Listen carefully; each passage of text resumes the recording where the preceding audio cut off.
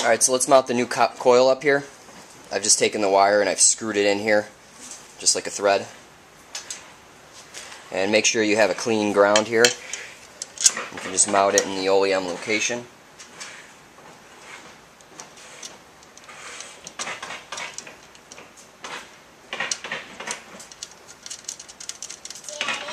What's up, Madeline? Ben has something to tell you. It does. Yep.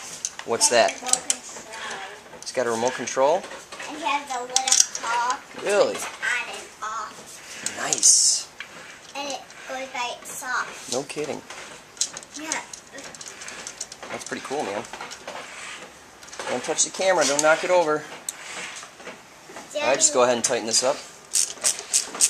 Daddy's talking to the camera, honey.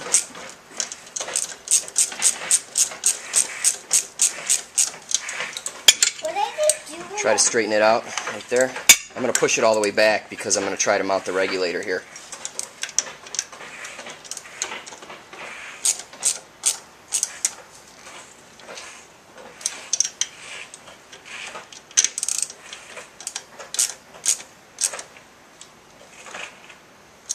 Alright, that's that. Alright, so with the wire in place, coil in place, let's go ahead and snip this to right about there.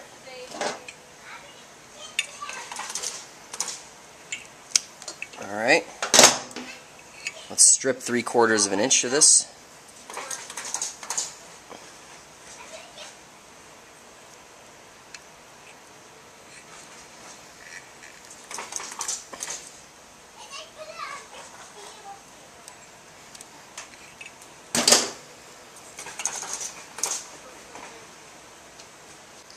Alright, supposed to strip 3/4 of an inch like I have here. Bend it 90 degrees. And we're supposed to push this through the insulation and you make sure it contacts the wire on its way through.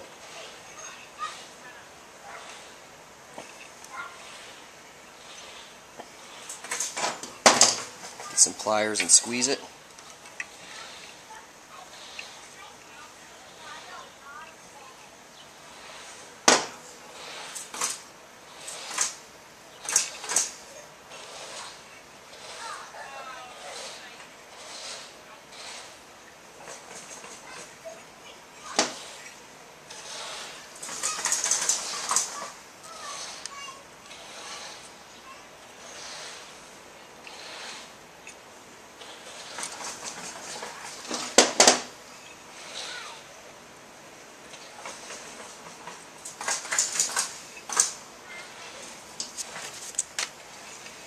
Alright, I think I'm going to strip a little more. It's not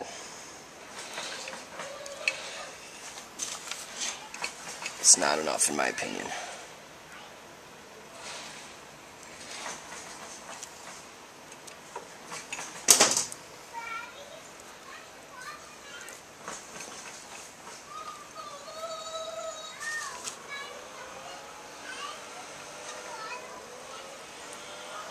Alright, so I'm going to try to line this up. Make sure it goes through the wire.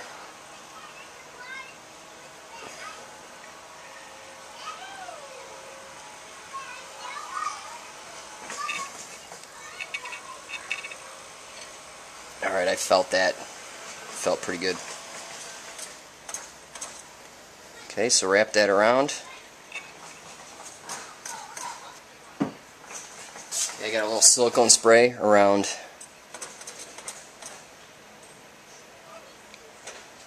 this boot here, so I can try and slide this in easily.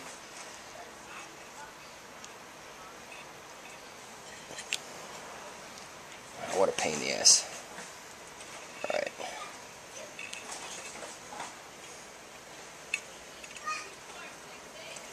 Just line up the spring.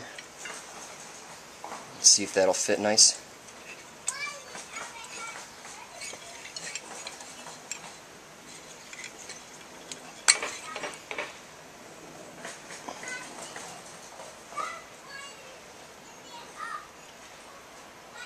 Alright, so that's done.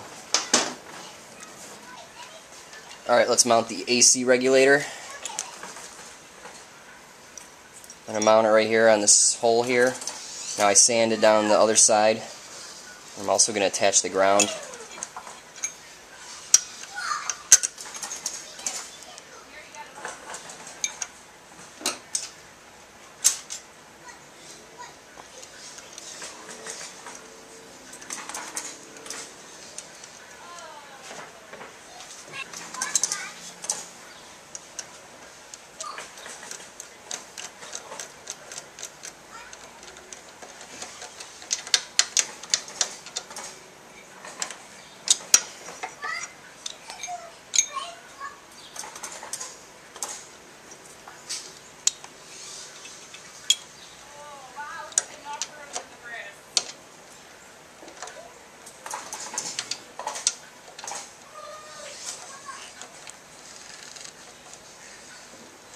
Okay, make sure that's nice and tight.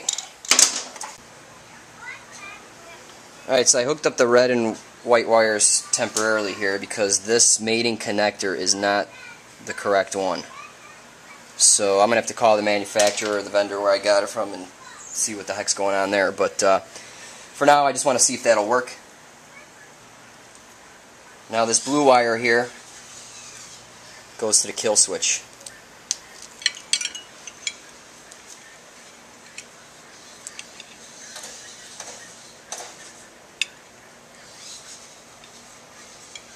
So hopefully this one freaking works.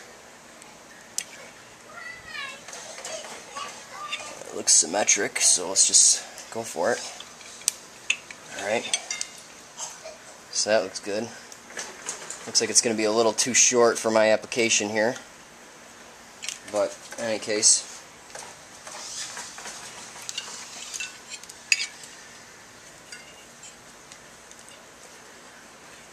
Alright, so the two wires from the stator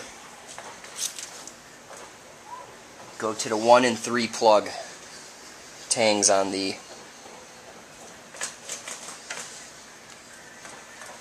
regulator here. Okay, and this black wire here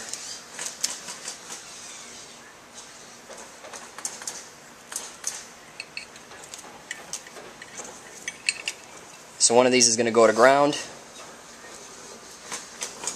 and the other is, I'm going to hook up the red wire from the regulator to here, and the black to ground. Alright, so here's the ground and power in for the lighting kit.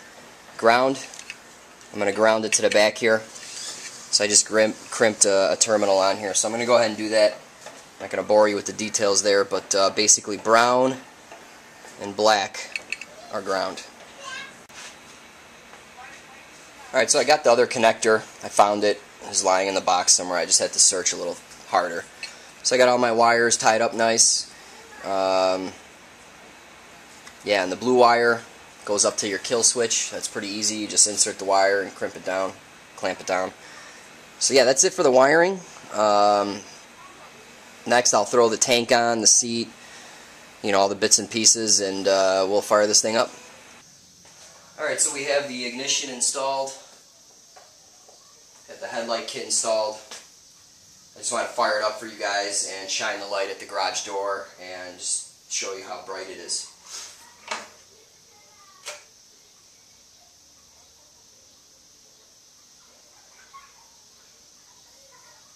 Alright, hopefully this thing won't rip my foot off.